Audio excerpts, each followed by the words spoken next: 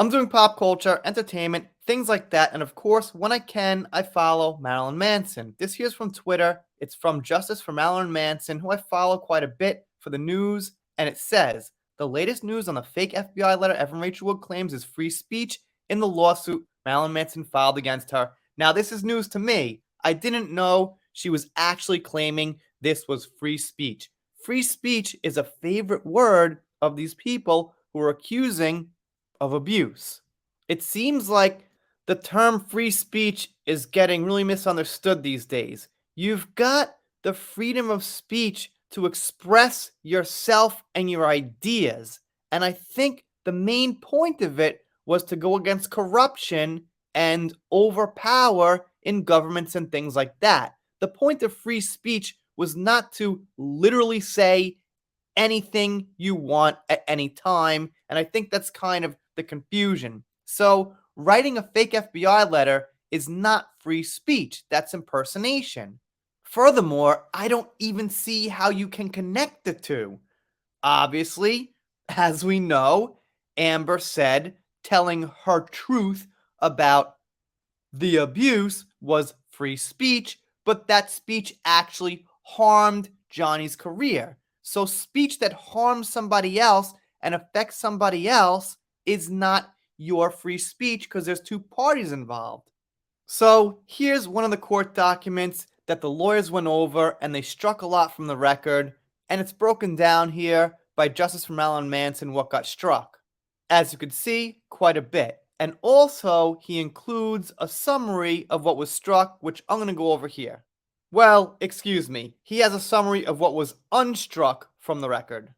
It begins, I, Blair Burke, declare the following. I am an attorney licensed to practice law in the state of California and serve as counsel for Brian Warner, aka Marilyn Manson. The following facts are within my personal knowledge and, if called as a witness herein, I can and will competently testify thereto. On or around November 2021, I became aware of a letter purportedly written and signed by an agent, Michelle Langer, of the FBI concerning a purported federal criminal investigation into Warner and a supposed threat to the safety of Evan Rachel Wood and others. A true and correct copy of that letter is attached as Exhibit A. So that is on the record. And number 3 is pretty important. I had immediate concerns about the authenticity of the letter based on my nearly 30 years of experience practicing federal and state criminal law because of the letter, purportedly written on behalf of a federal law enforcement agency, was not printed on official letterhead. The correspondence stated that the author was from the Federal Violent Crimes Department, a department I had no knowledge of, and quickly determined it not to exist. The correspondence was not addressed to a specific person, had handwritten contact names on it, and also contained glaring typographical errors. Now, it's not impossible for the FBI to make mistakes, typography mistakes, and things like that, but it's a pretty good clue that it's not them, because I'm going to guess, 999 out of 1,000 times the FBI gets it right. So in this case, they happen to get it wrong. That would be a huge coincidence. On or around January 26, 2022, at my direction, my office undertook efforts to determine if there was any actual special agent for the FBI named Michelle Langer.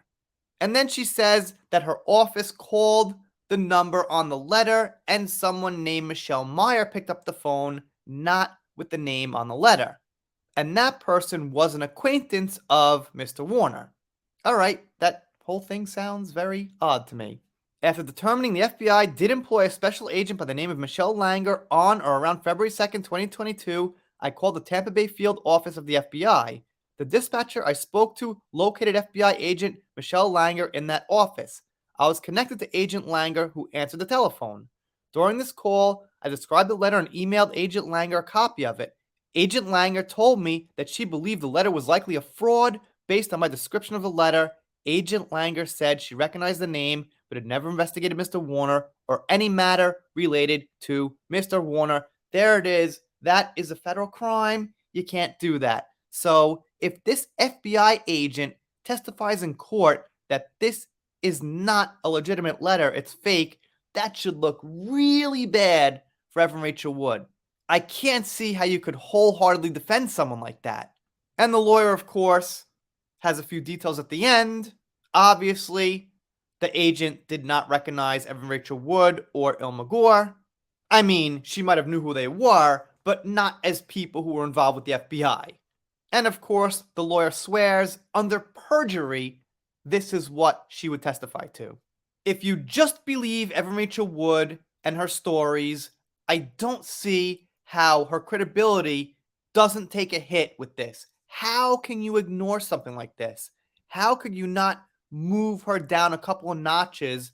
Not only is it a fake letter, it's a felony, and it's not really someone who's in the right state of mind to do something like this. A normal person does not fake FBI letters. And a law abiding citizen does not fake FBI letters. Let me know what you think down in the comments. I'm on Twitter too. Maybe give me a follow, trying to get to 3,000. Almost there, actually.